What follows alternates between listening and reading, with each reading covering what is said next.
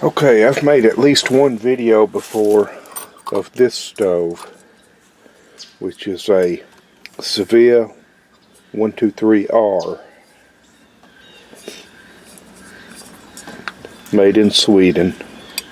This is an older one. You can still get these new, but they're made in China now. But I've heard they're still decent quality.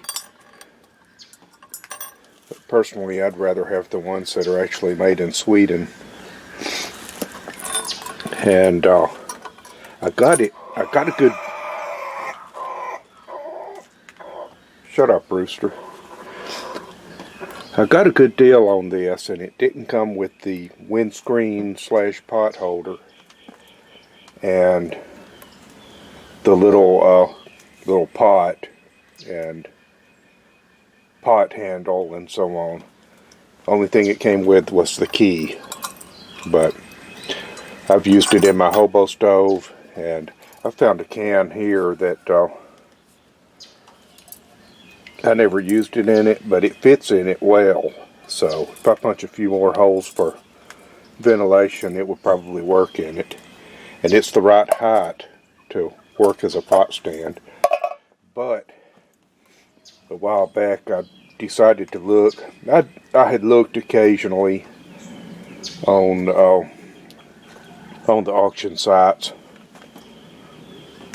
trying to find a one of the pot holders, at least. You know, I wasn't too concerned about the pot, because that aluminum pot is, you know, it's useful, but I use my stainless steel solo cook kit, so I don't necessarily have to have the pot. But I did want to find one of these. Well, so a while back I found this one, and it was in Alaska, and it was at a good price. And I see actually the ring on this thing. I never noticed it before, but it's supposed to be right there.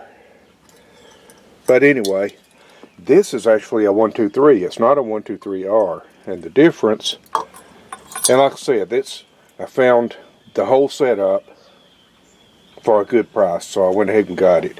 And it came with the pot holder / windscreen, the pot and pot handle, and of course the key. And the key is different on the original 123s, the early model. But it came with that, and also the early model comes with this, which is a jet cleaner. See, it's got a little piece of thin wire for cleaning the jets, jet cleaning needle. And the way that works is you reach in through here with it and clean the jet from the top. So the 123R, that's the difference.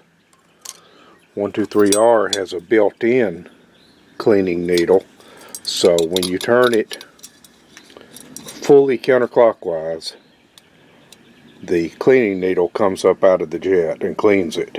And I can see that. I don't know if you can or not. Let me hold the pot up here, see if...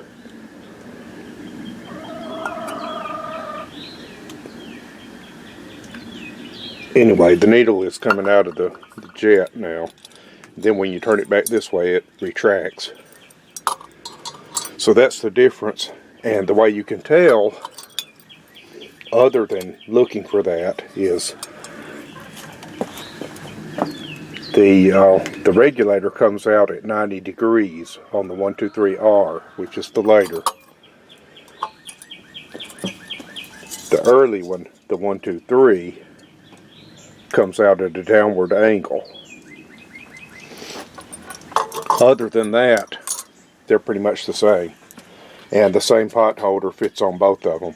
An interesting thing about this, And I've used both of these, they both work. But an interesting thing is that I've seen people say that, you know, I mean, a lot of people use a scrap of paper, and they'll put it on the ground, light it, and then set it down on top of the burning paper to preheat it because it doesn't have a pump. You know, you can get a pump for them, but you don't need it. And I actually have one with my 8R, but I never use it, the pump, and it takes the same pump. But anyway, so they burning scrap of paper, they set it down on it to preheat it and thereby pressurize it and get it working. Once it gets going, you know, the flame burning heats the tank and pressurizes it. But you got to do something to heat it, you know, to get it started. But anyway, I noticed this when I bought this one. It's got a black spot on the bottom. So obviously the guy in Alaska, that was what he did. That was the technique he used. And in the manual that I have, which is PDF only online, it says to use like alcohol paste or something like that to prime it and squirt some in it. I'm not sure if you're supposed to squirt it in the burner. I don't remember if you're supposed to squirt it in the burner or down here in this recessed part. Either one would probably work, but I think I would be more likely to do it in the burner. But here's the way I do it with both of them. And I've read where people say this doesn't work. It absolutely does work.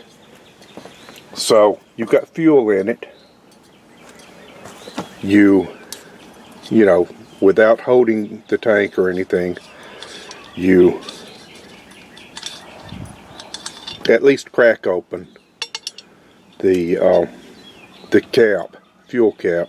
Now, if you've got an eyedropper, and I have done this, take an eyedropper and get a little bit of the fuel and squirt it into the burner and use that to start it. I've done that, and that's a simple way to do it. But here's the way I usually do it. Just open the fuel cap so that the pressure equalizes with the outside, then close it. And after you do that, hold it in your hands, or even up next to your body, you know, up against your abdomen or whatever, just to get some heat into it, because when you add heat to it and you previously equalized the pressure and then you make the thing warmer, by being warmer, it is going to build pressure, you know, just laws of physics. So let's try it. You saw what I just did. Let's try it and see if it works. So turn it on just a little bit. Watch for liquid to come into the burner.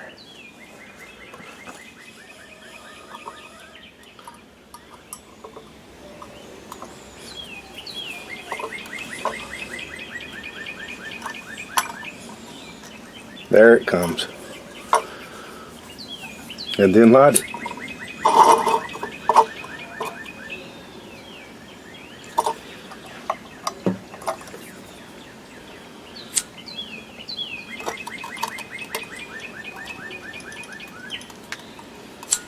Oh, it's lit.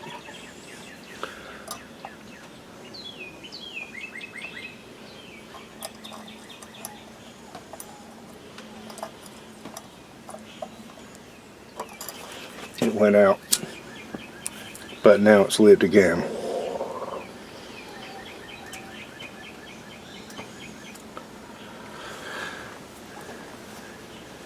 And there's quite a bit of fuel coming out now.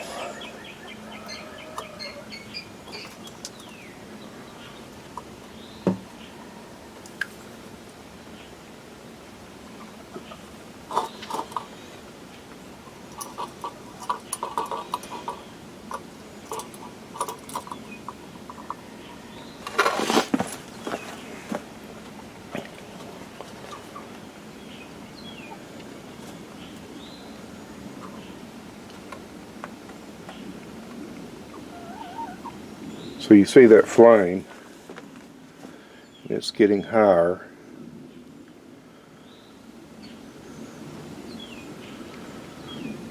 And in just a bit it'll be making the jet engine sound as it builds up more pressure.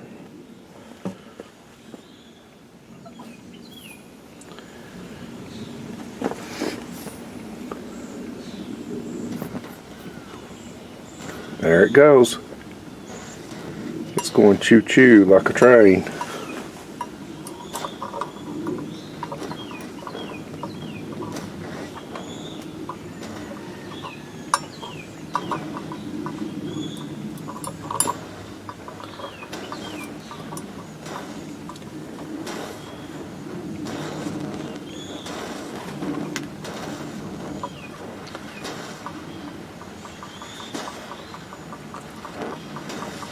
And that's all you really need to do.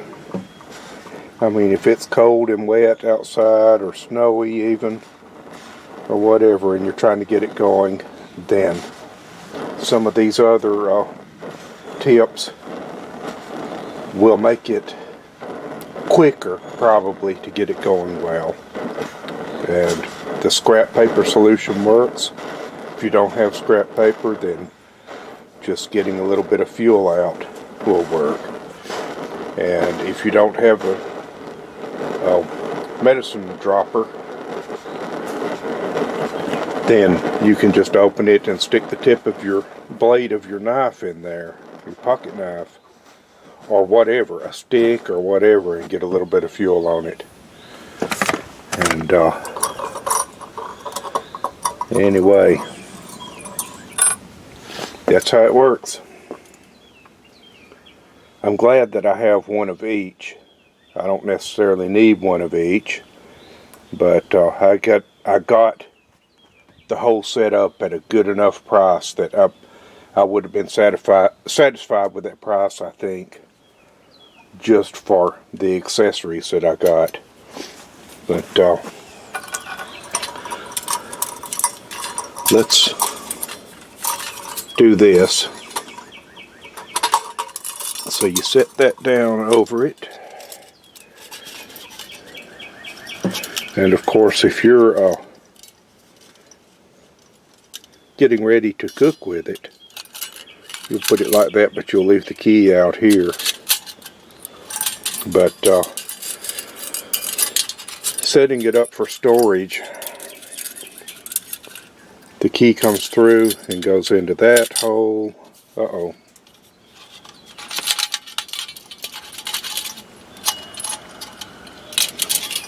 The burner's hot and I'm trying not to touch it.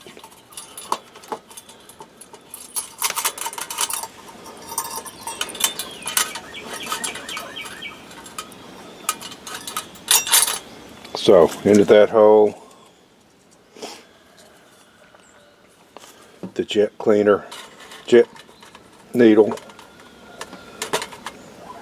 goes in. Pot handle goes in.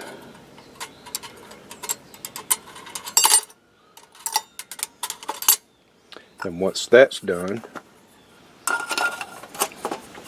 put the pot on there and it also locks in.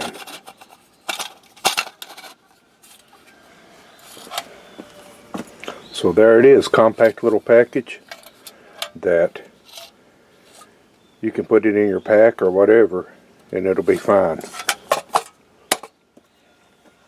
Thanks for watching.